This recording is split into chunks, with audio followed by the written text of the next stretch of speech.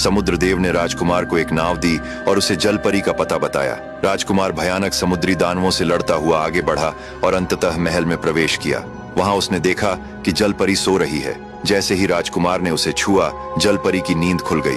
उसने कहा, मुसाफिर, आपका स्वागत है।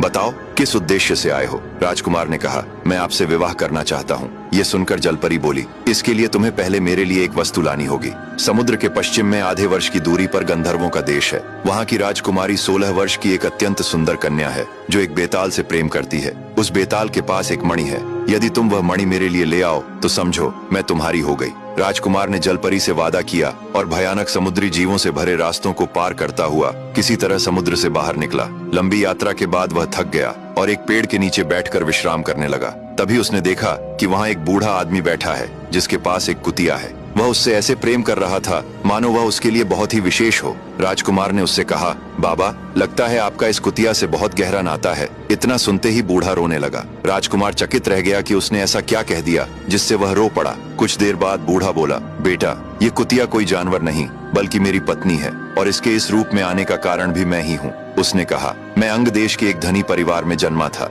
एक दिन मैं सरोवर के किनारे जा रहा था, तभी मैंने एक स्त्री को देखा। उसकी सुंदरता और उसके यौवन ने मुझे ऐसा बांध लिया कि मेरा खाना पीना छूट गया और मैं बीमार पड़ गया। मेरे पिता एक धनी व्यापारी थे और दूर दूर तक उनकी पहचान थी। जब उन्होंने कारण पूछा तो मैंने उन्हें उस स्त्री के बारे में बता दिया। पता चला कि वह स्त्री उनके एक दूर के मित्र की बेटी थी। इस तरह मित्रता रिश्तेदारी में बदल गई और वह स्त्री मेरी पत्नी बन गई। शादी के दूसरे ही दिन जब हम भोजन करने बैठे तो मैं अपनी रीति के अनुसार भरपेट खाने लगा, लेकिन मेरी पत्नी एक छोटी सी कान खोदने की सलाह से चावल के एक एक दाने उठाकर खाने लगी। ये देखकर मैं हैरान रह गया। उसने केवल 4-5 दाने खाए और उसका पेट भर गया, लेकिन मैंने कुछ नहीं पूछा, ये सोचकर कि शायद उसके यहाँ की यही रीति होगी। लेकिन दिन बीतते गए, वह बहुत कम खाती, फिर भी उसका शरीर पुष्ट रहता और चेहरा खिला हुआ रहता। एक दिन मैंने सुना कि एक दासी किसी से कह रही थी, मेरा मालिक कितना भोला है और उसकी पत्नी जितनी सुंदर है उतनी ही पापिन है। अब आगे की कहानी जानने के लिए देखिए अगला भाग।